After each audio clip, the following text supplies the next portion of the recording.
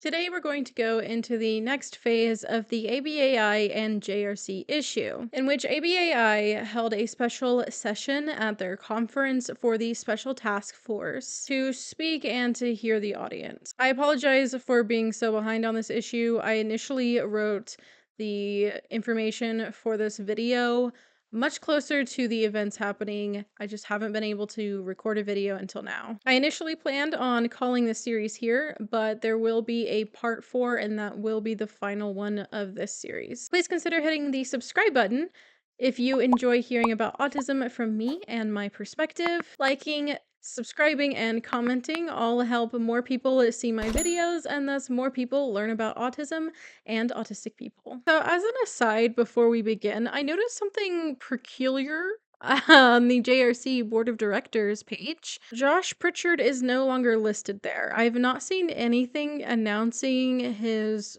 withdrawal or leaving of any kind. However, someone had to log in and edit that page, so apparently he is no longer on the board of directors at JRC. So, as we talked about in the last video, several autistic advocates went to the ABAI convention specifically to be able to speak during the Special Task Force session. Bearded behaviorist, or Brian Middleton, uploaded a live stream that someone recorded to YouTube, which we will be going over. I would suggest that you turn on captioning if you haven't already, because some of this can be a bit hard to hear. At the very start, they address some misunderstandings. We've become aware of some basic misunderstandings that I should clear up. The task force was not involved in a disagreement between the leaders of the Convention Program Committee and the Executive Council about submissions related to contingent skin shock. And the task force did not review the submissions to decide which ones should be accepted. Our assignment is independent of all of that. This agrees with what I had said in our last video in this series, in that the task force should have nothing to do with the program. This also likely means that it was the board alone that pushed through the CES-related or CESS-related programs, thus their argument that they had the right to do so. After going over the questions that the task force is meant to answer, they go also over how they're going to do that with reviewing literature, reports, and the input from the attendees at ABAI. They also note that they're going to be spending 2 days at JRC, saying that they're going to do a deep dive of sorts with the executive director of JRC, Glenda Crooks, promising direct access to their court records, clinical records, clients, and therapists. They will also meet with the families of those who are currently enrolled in CES, and they made it clear that they are not investigating JRC itself, but the reason they are focusing on JRC is because, of course, they are the only place in the United States and possibly the world that actually does this. In the middle of explaining the scope of their purpose, they say the following. In this context, we understand skin shock to be a narrowly focused clinical application of an operant punishment procedure. And in this sense, it is distinguished from other aversive methods, such as conventional corporal punishment and conversion therapy, which, as you know, has been condemned by the association. This piqued my interest, and I cannot help but want to laugh at the hypocrisy of some of the language and concerns mentioned in their statement against conversion therapy, where they say that such interventions take place often without true consent of the individual, even finding it ethically untenable regardless of an individual's consent to participate. Yet, advocates for JRC skin shock don't care about true consent. They only care about legal consent, and consent seems to supersede ethics.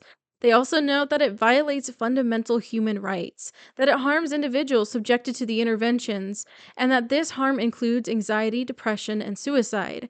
Yet these exact same reasons against CES don't appear to matter much. Now, I didn't find the position statement on conventional corporal punishment on their website. However, corporal punishment is defined by the Encyclopedia Britannica as the infliction of physical pain upon a person's body as punishment for a crime or infraction. I'm really not sure how that's not exactly the same thing as what CES is. Physical pain administered to the body as a punishment for an infraction, or an undesirable behavior. Then they go on about the role of input, how the task force isn't going to be about voting for or against the use of CES, but for a variety of views to be stated to help them come up with a recommendation that strikes a balance involving several factors, and that their vote will come into play when it comes to the position statement that they will either vote to accept or reject. The proceedings were divided into sections based on main themes of comments they received, which are skin shock is bad public relations for ABA, science behind CES is faulty compared to modern function/reinforcement-based treatments, skin shock is immoral and should be banned regardless of efficacy, skin shock should not be banned but used only as a last resort. The bad public relations section ended up reterming this to social validity, acknowledging that skin shock has poor social validity amongst most people. One person from the crowd who works in research noted that functional treatments were becoming much more effective, and in 2016, they only had to use punishments in a very small number of cases, and of those, none were painful or noxious. He then suggests that it's really not ABAI's place to discuss whether CES is acceptable or not, and to let society do that. Society has decided that. We have sent a very clear message that it is not acceptable, yet here we are. Another commenter who stated she works in research but not applied research, specifically mentioning that she works with rats, shared her thoughts, emphasizing the needs of individuals with severe behavior problems over the public's view of ABA. She also apparently found the symposia held by JRC to be very informative and praised how they were done. This is concerning because it shows exactly how JRC being allowed to present at ABAI is basically promoting CES to practitioners. Although she does end her point with an argument for being able to discuss difficult topics. The last commenter for this section was an autistic person who used to have ABA and is now an RBT. She explains she is treated as a traitor by the autistic community for this reason, and she asks that ABAI consider the public relations aspect. She adds that controversial topics should be included because it's the science, and they don't get to ignore or change it, but that they can build ethical guidelines around it to best serve their clients. The next theme started with a practitioner mentioning that JRC and CES really can't be separated because they're the only ones using it and providing data on it, which is subject to conflict of interest. She is skeptical of trusting the science from the only source using it and defending it, and implores ABAI to look for data and information from more than just JRC. She also notes that she has worked with people who came out of JRC years later and their fears around being shocked, as well as her doubts that somehow JRC's population on the East Coast, and mostly from New York, somehow congregated all the worst of the worst clients. The next person echoed the sentiment of the person before her. She notes that she has taken a webinar from JRC. She says she finds the answers they gave very concerning, and she finds it very difficult to believe that their data is unbiased when all the scientific data comes from them. She then brought up their upcoming tour of JRC and asked about those who have spoken out after receiving treatment, and why JRC couldn't provide her, at least in the webinar, any information about follow-up for those who had been on skin shock. Additionally, she states, we shouldn't have to be in a position to prove that this is a bad idea. They should be proving that this is a beneficial idea and that it has long-term lasting beneficial results. She finishes her statement with concern that the webinar responses to fading was essentially that some could fade to small doses of shock to maintain, and others couldn't be faded at all, which she says suggests that the treatment is not effective. Next up was Sarah from the Autistic OT, and she shared the words from the post that Jennifer Musumba had made on Josh Pritchard's Facebook page that had gotten deleted, and then she also shared some of her own thoughts and views. In addition, she invited everyone there to join the protest against JRC on June 11th. I do not agree with this, and I know your science. You're not talking to people who can't read literature. You're talking to people who understand. I literally taught a research class. It's core science. And who are you all if you cannot call out your own profession? This is your profession.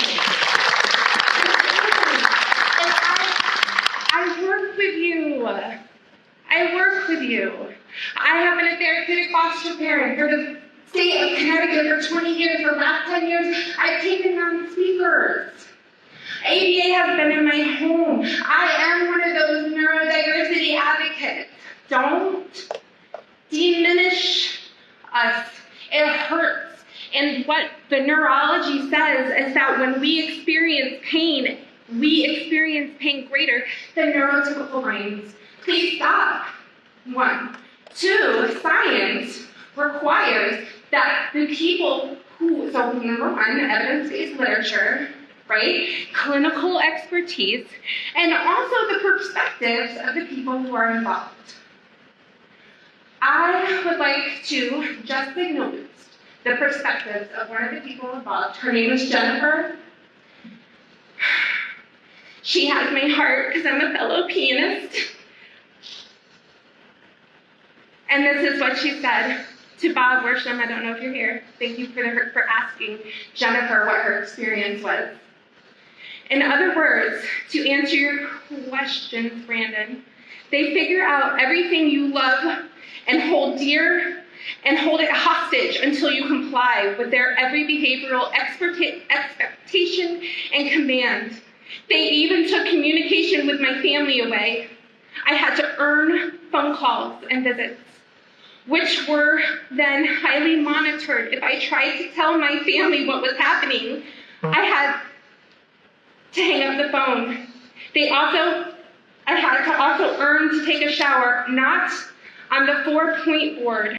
JRC is a torture chamber hidden as some sort of theme park for the disabled. This is a survivor, and I just want to say one thing. Number 1, y'all don't know who I am probably, but I was the first openly autistic person elected to government, all right? On June 11th, I am hosting a march at a protest at JRC. I invite you all to come. My intention is to come together as community. I don't want to fight with you. I don't. Please join us, listen to us, work with us. Allow us the grace for consent. Thank you.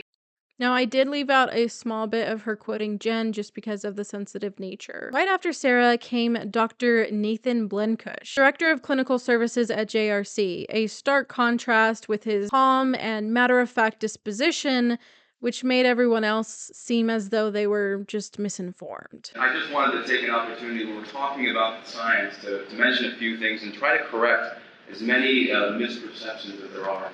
After this, he basically goes down the whole agenda of the cease and desist letter that was sent to Neuroclastic, claiming that the skin shocks are not more powerful than a cattle prod, that such claims are completely false, and addressing the claims around race, even going as far to say that news publications had to make retractions.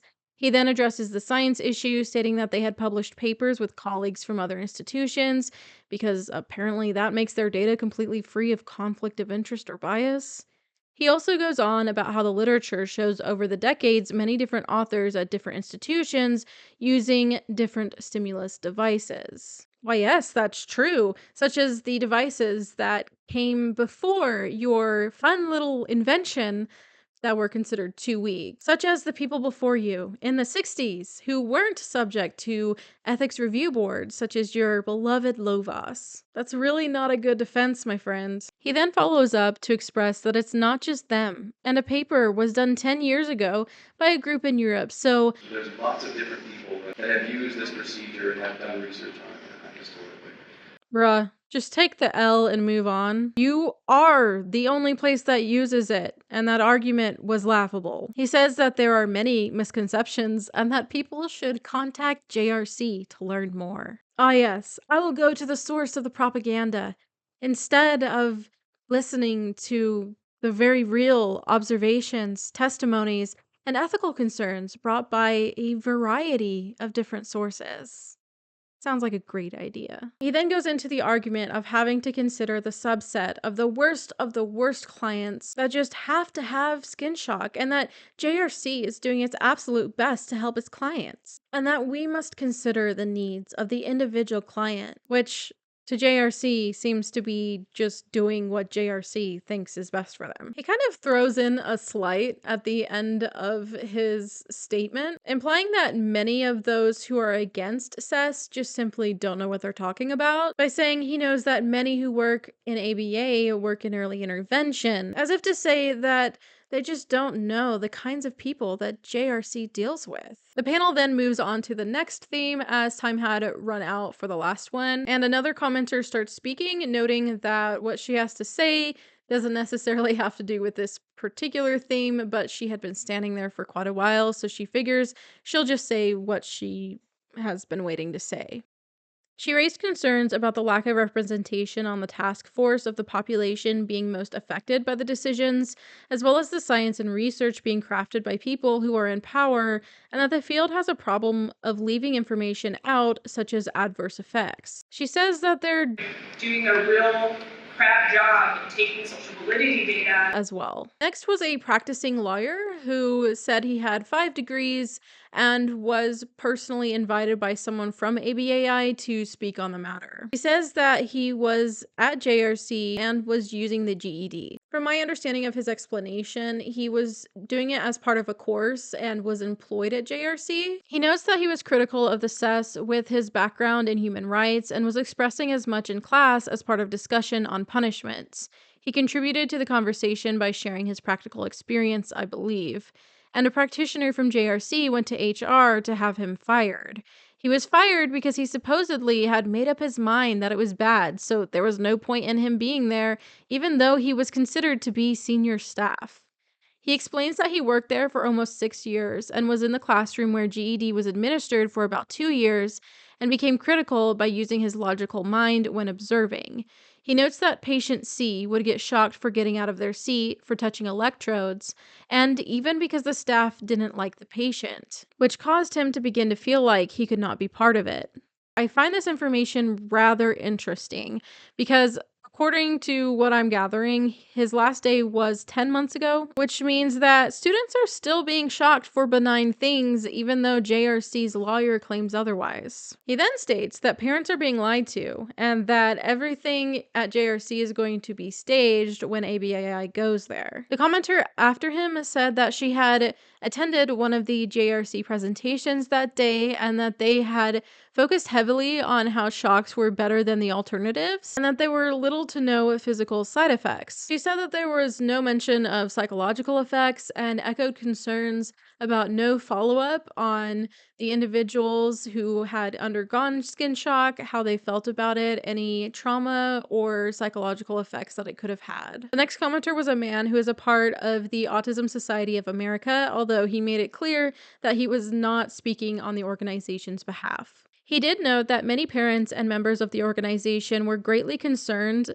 over this issue. He quotes a 1968 article that he says arguably established the field of ABA, in which it emphasizes that an intervention without social validity is ineffective, even if it changes its target behaviors thoroughly and with an otherwise excellent cost-benefit ratio. Social validity is not sufficient for effectiveness, but it is necessary to effectiveness. This point, as the commenter states himself, is very important, as it is clear that SES does not have social validity. I personally would say that it's practically the founders of the field firmly rejecting SES based on this factor. Major props to this man for bringing ABA founding literature to prove with clarity to the profession that it violates even their terms. He even goes on to say that maybe they could allow them to present for the science aspect, but that doesn't mean that they have to take their money as vendors or as sponsors, and that other organizations will not accept JRC. He said that ABAI's leadership should at least take steps to show distance between them and come apart from the embrace that ABAI has had with the Judge Rottenberg Center over these many, many years. The panel then moves on to the last theme outlined at the beginning, that SES should only be used as a last resort. This is interesting because JRC already claims that SES is only used as a last resort.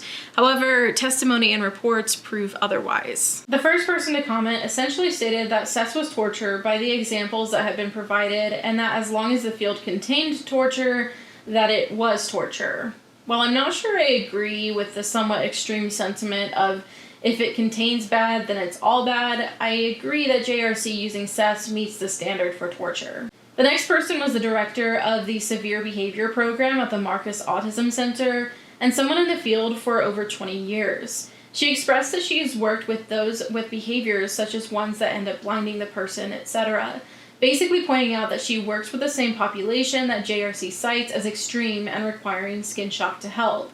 She says that their center does not use CES and occasionally use punishment procedures such as timeout or response cost, basically losing a reward or points, etc., but only after exhausting all reward-based procedures. She states that she does not think that there is a place for CES in the field of ABA, and that the field is moving toward more effective and humane approaches, even in some areas looking to decrease the use of extinction because of potential negative side effects. The commenter who came up next expressed his concern in letting society define the field for them, instead of the field defining itself. He also said he worked with severe problem behaviors for about 20 years and never administered shock, and states that to separate himself from that.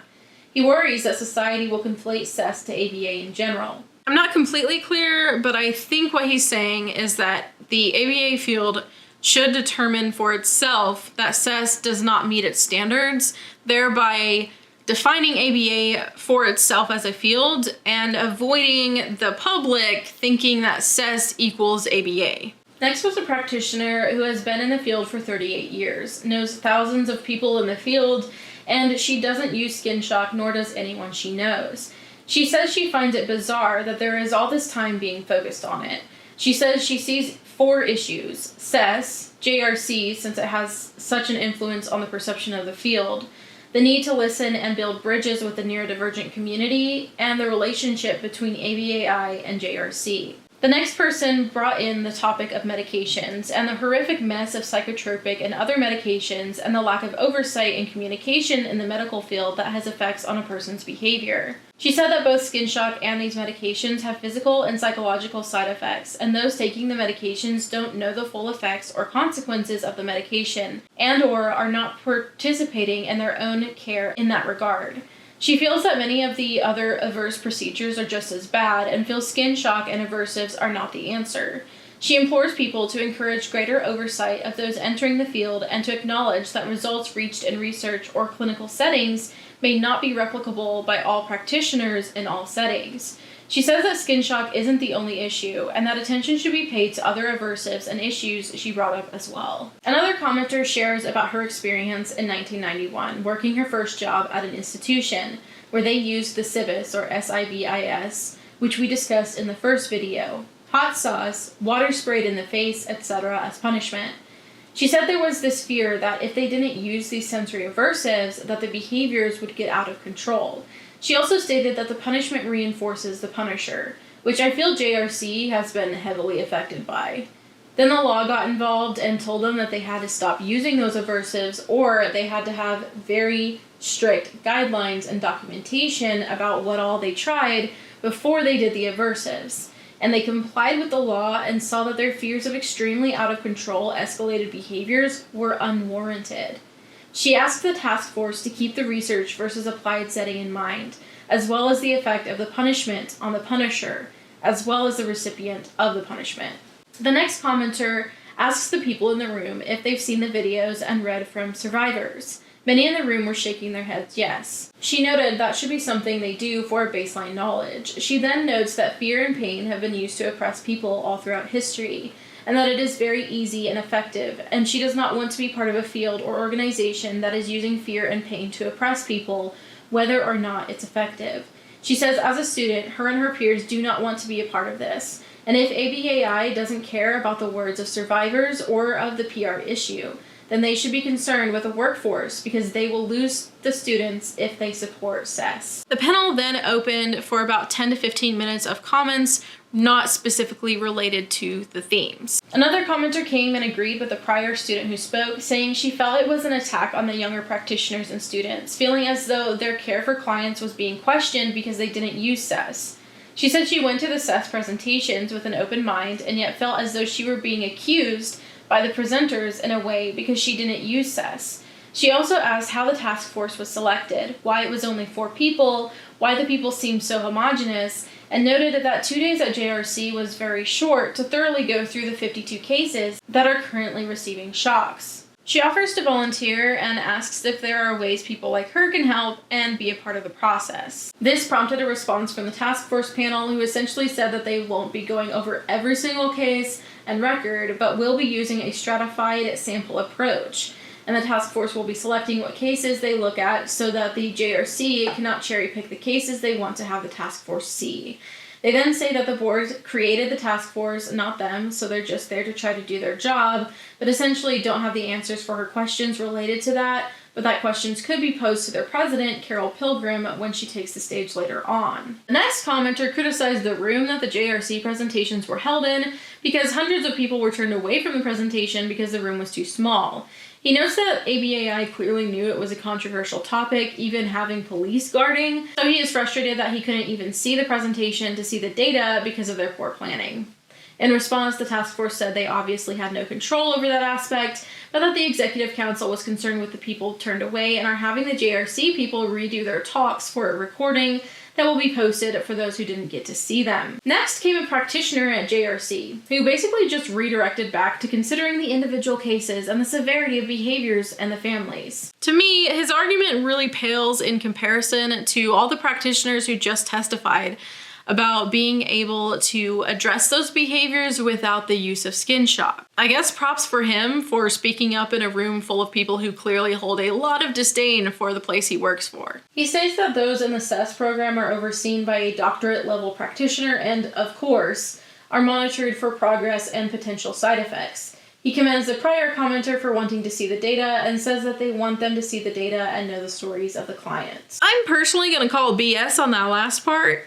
I'm pretty sure you just want them to hear the stories of the people who have a positive outlook on what you do there, and not the many who have spoken out about the horrors they've experienced at JRC.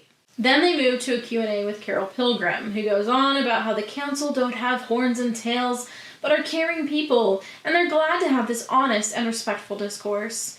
I think this was a prepared statement kind of thing, but a lot of people really had a problem with what she says here.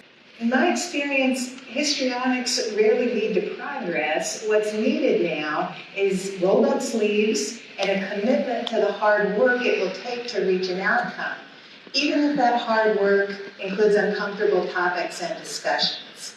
The council has committed to this hard work, as this task force has also, quite obviously, and we welcome you all to continue to join with us in doing that hard work. And with those few points to start, I have no formal presentation for today. As I'm sure you're aware, the council sent an open letter to the membership on May 22nd. I think that letter pretty well sets the stage. In that letter, we describe the context for actions that we've taken since November with respect to launching the CESS task force and scheduling related events for this Boston convention. Our hope with that letter was to provide more complete information about some of the rampant alternative facts. Unfortunately, some of those seem to continue to have proliferated. And so it would hardly be surprising if you're feeling a little confused about what's happened. Pilgrim's overall tone really comes off as condescending and, quite frankly, tone-deaf, considering the very real conversation that has transpired with this particular group. I'm almost most irked by the last lines that she said that I've included in the video, because it kind of implies that she feels like the audience isn't smart enough to think on their own and they need her to tell them how to see the situation. It seems really dismissive of all of the people who work in the field and have spent their time and money to be there. Of specific criticism was her use of the word histrionics, which people felt was directed at the people speaking that day. But I have a feeling she wasn't listening or wasn't there for the actual talking part, just because of how out of place her initial statement was. And I also think it was more about trying to downplay the ethical concerns as somehow being dramatic. She also seems rather proud of the letter that ABAI sent out that we went over in the last video in this series, which wasn't that great and doesn't stand that well in context of the conversation and the viewpoints that were shared before she took the stage. She called information that wasn't from ABAI alternative facts, which is just as annoying as ABAI claiming that there's no basis for criticism. Some are extra focused on the potential political leanings behind that statement, but I think a lot of people would be surprised with how many people in the ABA field who are very interested in doing things the way that Lovas did, who agree with their preferred political side. So I'm not even gonna go into that. Do with that what you will. After sitting through the mind-numbing address from the president of ABAI, she opens it to questions, and Rachel Dorsey speaks, first offering to come back after the Q&A since her statement was about the prior discussion, but the crowd, and maybe Pilgrim, I can't tell, encourage her to just go ahead. I am a speech language pathologist. I'm also an autistic speech language pathologist. And oh man, I have so many thoughts. I guess I want to, regarding JRC and you know what JRC and representatives from JRC are saying, I know there are lawsuits that can kind of go around here. So let's say that what is being reported is regarding, you know, the severity of the shock or lack of severity of the shock, the punishment, that sort of thing, towards these, in order to treat these extremely problematic behaviors. Let's say that's the case. There's been a running theme of both representatives from JRC and other people, clinicians, talking about the individual. It's an individual case. Think about the individual. Okay, yes, let's think about the individual here. And I'm not going to be using ABA terminology because that is not the way I've been trained. To be clear, I'm an autistic clinician who's been practicing primarily with autistic population. I've seen clients that have extremely significant problem behaviors and as individuals, and I'm on their team to help them. I think it's very, very alarming that you've created this big separation between ABAI and neurodiversity advocates, autistic people, because these are the people that I mean you're treating here. They're all autistic. It's easy to see me, and I'm going to just kind of throw myself out there and be, you know, overshare, you know, an autistic thing that maybe you want to put on extinction here, but I'm going to overshare. It's easy to look at me and think, oh, she's so high functioning. She's a clinician. You don't even know the mental pain and anguish what that comes with these meltdowns, this behavior, and you can think, oh, she's never done any sort of these extreme behaviors, and you'd be wrong because you don't know my story, okay? You don't know the mental pain and anguish that is causing me and others to be biting themselves, scratching themselves, and just how torturous it is in the mind and the soul, and you don't know something like, I mean, gosh, I saw a presentation today about regurgitation, and like, I love that, and I can talk about why I have done that, and the function it serves, at least in my case. I don't claim to speak for every single individual, because like I said, they are individuals. But I can guarantee that there is so much pain in these people, in these people's souls, and a punishment. Well, I don't know what the director said it was, but like 1/100th something of a cattle prod. Okay, let's say that's true.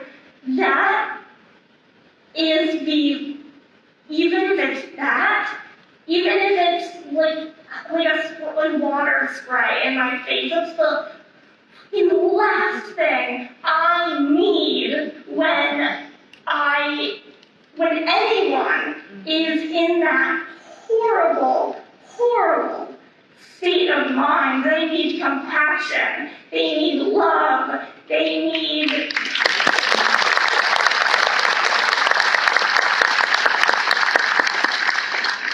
thank you. And I really want that. I really want this field, there's potential for, abuse in all fields, right? SLP, OT, PT, everything, education, there's potential for bad things to happen. I just really want everyone to be compassionate and seek to understand deeply those that are going through these extremely problematic behaviors. Thank you. There were parts of Rachel's comment that I did leave out just because YouTube doesn't like it when certain things get too descriptive. After Rachel was another commenter who talked about her many years being a part of ABAI and coming to the convention. She said her schedule there was full of talks promoting neurodiversity, affirming practice, and anti-ableism, which she thought was great. She notes that JRC does not get the direct consent of the actual person, something we discussed in the first video between JRC's definition of consent and the meaning of consent from the individual themselves, as well as clear signals from even non-speakers that they are not okay with what is happening. She puts this under assent, from what I can hear, which must have a definition created somewhere beyond the normal definition for it, but I digress. She says the field needs to acknowledge assent to move toward less human suffering, and not just in the case of CES.